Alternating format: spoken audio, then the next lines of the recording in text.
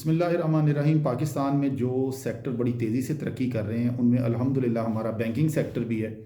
लेकिन कुछ ताज्जुब की बात है जो मैं अपने नाजरीन से डिस्कस करना चाहता हूँ। आप अहबाब सभी बाशऊर लोग हैं।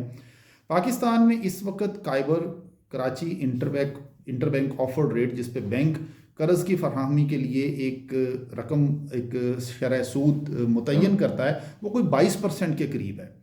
और आप जानते हैं कि कमर्शियल बैंक इस शरह सूद जो तय करता है स्टेट बैंक की, इससे को 5-6% ऊपर ही कर्ज देते हैं। इसमें इंश्योरेंस वगैरह भी अगर ऐड हो जाए तो ये 7-8% तक जा सकता है।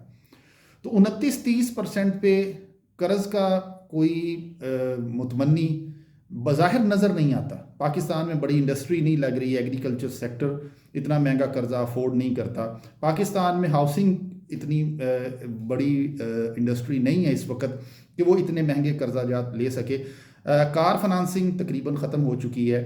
तो आखिर को ये कर्ज़ पाकिस्तान में ले कौन रहा है जिससे बैंक्स इतना मुनाफा बना रहे हैं कि वो अपने हज़ारों मुलाजमीन को बड़ा अच्छा सैलरी पैकेज भी दे रहे हैं, वो उनको घरों की तामीर के लिए कर्जा भी देते हैं। और सबसे बड़ी बात कि बैंक के सरबराहान, जब बैंक का फाइनेंशियल ईयर क्लोज होता है 31 दिसंबर को, तो बैंक के सरबराहान की कुछ फहरिस्त सामने आई जो हैरान कुन है।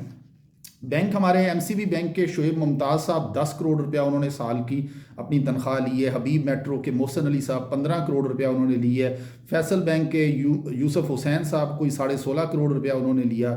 बैंक अल हबीब के मंसूर खान साहब ने भी 16.5 करोड़ रुपया लिया। बीओपी के ज़फ़र मसूद साहब, ये वही हैं जो पीआईए के हादसा में कराची में बाल बाल बचे थे, इन्होंने कोई 18 करोड़ रुपया लिया। बैंक अल फलाह के आतिफ असलम साहब हैं, इन्होंने 22.5 करोड़ रुपया लिया।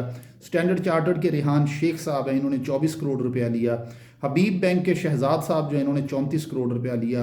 और यूबीएल के औरंगजेब साहब हैं, इन्होंने कोई 30 करोड़ रुपया दिया। और मिज़ान बैंक के अरफान सद्दीकी साहब, ये इस्लामी बैंक है, उन्होंने 42.5 करोड़ रुपया साल की तनख्वाह ली। मरात गाड़ियाँ शाड़ियाँ ये वो सब कुछ अलहदा, ये वो रकम है जिस पे इन्होंने टैक्स अदा किया। और ये बैंक के जो सालाना फाइनल अकाउंट्स हैं उनमें ये रकूमात जो हैं ये वाज़ह की गई। अब सोचने की बात यह है कि बैंक इतनी हाई सैलरी पे इन काबिल लोगों को हायर किए हुए है, तो आखिर को बैंकिंग सेक्टर में ऐसा क्या चार्म है? कौन है जो बैंक से कर्ज ले रहा है? कौन है जो बैंक का कर्ज़ों का ख़रीदार है जो इतनी बड़ी अमाउंट्स जो है वो यूटिलाइज़ कर रहा है कि बैंक्स नए से नई ब्रांचें खोल रही हैं। आपने देखा होगा कोई 33-34 कमर्शियल बैंक्स पाकिस्तान में काम कर रहे हैं, हज़ारों ब्रांचेज़ हैं इनकी।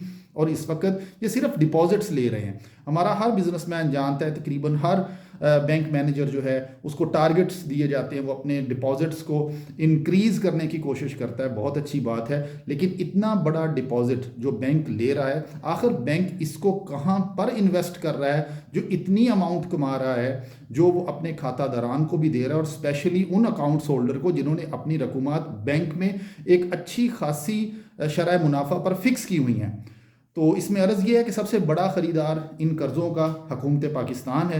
अनफॉर्चुनेटली वो इस पर अरबों रुपए सालाना जो है वो सूद की मद में अदा करते हैं और उसका बोझ महंगाई की सूरत में और अंदरूनी कर्जाजात की सूरत में बिला आखिर अवाम पे डाल दिया जाता है। इसके साथ साथ कुछ प्रैक्टिसेस इन बैंकों में ऐसी भी हो रही हैं जिन पे शायद स्टेट बैंक पूरी तरह से नज़र नहीं रख पा रहा। पिछले दिनों पेशावर में जो सेनेट की कायमा कमेटी बराए ख़जाना है, उसने 2 मरतबा पूछा एफबीआर से कि पेशावर में कोई तकरीबन एक सोलर के लिए किसी कंपनी ने एलसी ओपन की, उन्होंने सोलर पैनल्स इंपोर्ट की और वो सोलर पैनल्स एफबीआर से कस्टम से क्लियर हो के वो अपने एंड यूज़र तक भी पहुंच गए।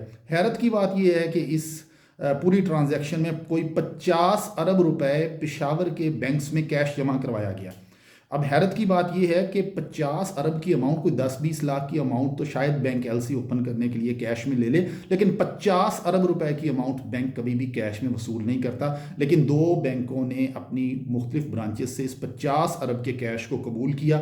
उसके बाद सुनने में आया कि सिंगापुर या दुबई में इसकी एलसी ओपन की गई और ये पैनल्स जो हैं ये मार्केट प्राइस से कहीं ओवर प्राइस्ड, ओवर इन्वाइसिंग करके पाकिस्तान में इंपोर्ट किए गए और कस्टम्स ने इनको क्लियर किया।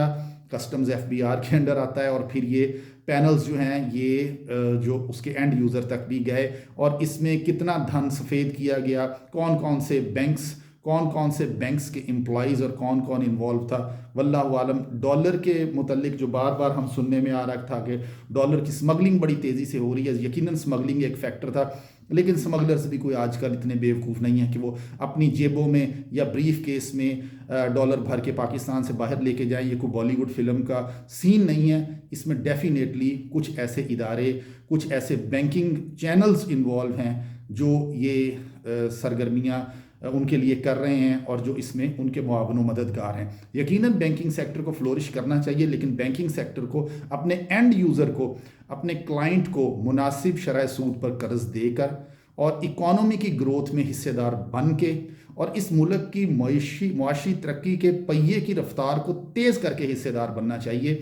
उन्हें महज एक इंटरेस्ट रेट की चेन है कि वो क्लाइंट से पैसा पकड़ें, हुकूमत को पैसा दें, हुकूमत से एक शरह सूद पर रकम मौसूल होने पर क्लाइंट को उनका हिस्सा दे दें और बाकी प्रॉफिट जो है वो अपनी पॉकेट में डाल लें। ये शायद हमारा बैंकिंग चैनल अपनी ग्रोथ तो कर रहा है, लेकिन मुआशी तरक्की, मुल्क की मईशत, इसकी ग्रोथ रेट में इसका शायद किरदार उतना फ़ाल नहीं है जितना होना चाहिए। अल्लाह हाफ़िज़।